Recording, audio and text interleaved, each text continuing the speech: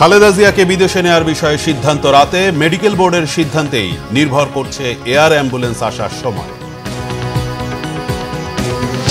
শেখ হাসিনার নির্যাতনে খালেদা জিয়ার জীবন আজ চরম সংকটে, মন্তব্য তারেক রহমানের। পরাজিত শক্তির পুনরুত্থান ঠেকাতে ঐক্যবদ্ধ থাকার আহ্বান। দেখছিলেন ক্রাউন সিমেন্ট সংবাদ শিরোনাম, এবার বিস্তারিত।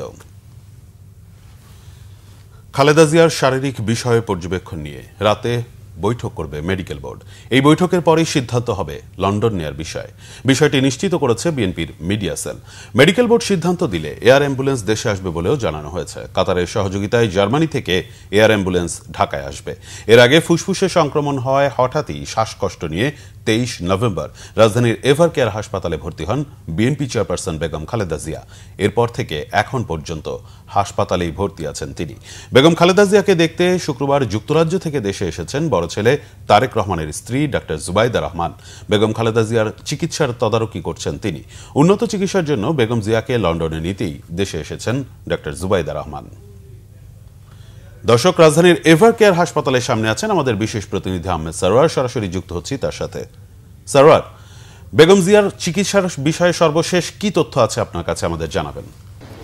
আসলে খালেদা জিয়ার ব্যাপারে এখন পর্যন্ত বিএনপির স্থায়ী কমিটির সদস্য এবং তার ব্যক্তিগত চিকিৎসক ডাক্তার AZM জাহিদ হোসেন আমাদেরকে কিছু গণমাধ্যমে কিছু বলেননি, যার কারণে আপনাকে আসলে সঠিকভাবে কারেক্ট কোনো নিউজ দিতে পারছি না। কিন্তু আমরা বিভিন্ন সূত্র থেকে যেসব বিষয়ে জানতে পারছি যে খালেদা জিয়া তো আসলে বিভিন্ন রোগে আক্রান্ত, তো এই জন্য তার অত্যন্ত সতর্কতার সাথেই তার চিকিৎসাগুলো করতে হচ্ছে এবং তাকে যে বিদেশ নিয়ে যাওয়ার কথা আছে সেটাও কিছুটা পিছিয়েছে।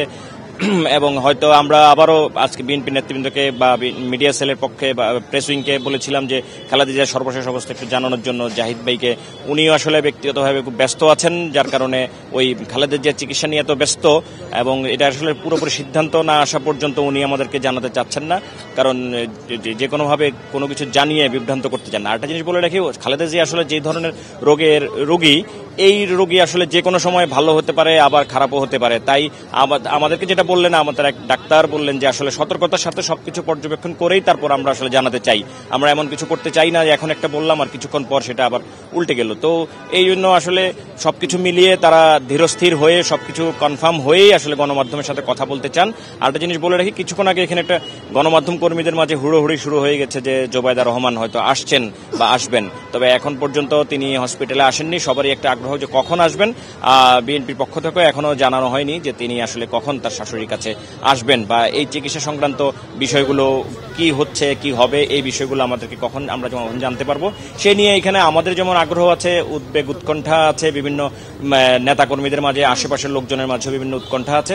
আমরা আশা করছি যে হয়তো দুপুরের পরে একটা কোনোরকম একটা ভালো একটা কনক্রিট কোন তথ্য আমরা পাবো, সেটা AZM জাহিদ হোসেনের মাধ্যমে। তখন আসলে পুরোপুরি বলা যাবে। এছাড়া বিভিন্ন খবর বেরিয়েছে গণমাধ্যমে তার শারীরিক অবস্থা নিয়ে বিভিন্ন আপডেট, কিন্তু আসলে এই বিষয়গুলো আবারও বিএনপির পক্ষ থেকে আমাদেরকে অনুরোধ করা হয়েছে ডাক্তার AZM জাহিদ হোসেনের বক্তব্য ছাড়া কোনো বক্তব্যকেই যেন আমরা আমলে না নিই অথবা পরিবেশন না করি। তো আসলে আমরা এখন জাহিদ ভাইয়ের বক্তব্যের জন্যই অপেক্ষা করছি। দেখা যাক কখন জাহিদ ভাই আমাদের কাছে ম্যাডামের সর্বশেষ অবস্থা নিয়ে ব্রিফ করেন। সরওয়ার, আপনাকে অসংখ্য ধন্যবাদ। আপনি সেখানে অবস্থান করুন। আপনার মাধ্যমে আমরা দর্শকদের জানিয়ে দিতে চাই বেগম খালেদা জিয়ার শারীরিক অবস্থার সর্বশেষ খবরাখবর। দর্শক, আমাদের বিশেষ প্রতিনিধি সরওয়ার আহমেদ সরওয়ার এভার কেয়ার হাসপাতালের সামনে থেকে জানাচ্ছিলেন বেগম খালেদা জিয়ার শারীরিক অবস্থার সর্বশেষ খবর।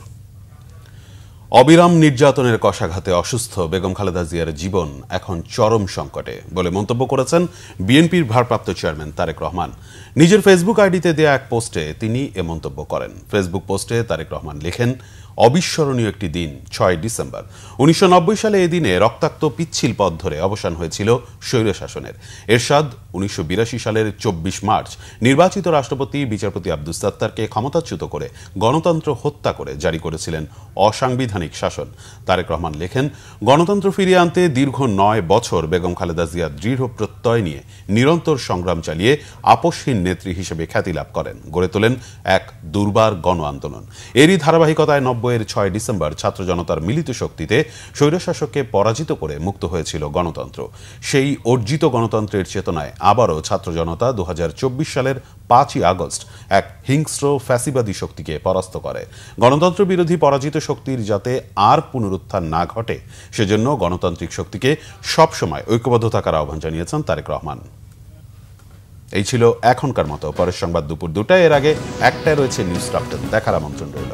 এছাড়া বাংলাভিশন সংবাদ ও সংবাদ সংশ্লিষ্ট অনুষ্ঠান দেখতে ভিজিট করুন www.bvnews24.com ও facebook.com/banglavishnnews এবং সাবস্ক্রাইব করুন youtube.com/banglavishnnews। ধন্যবাদ।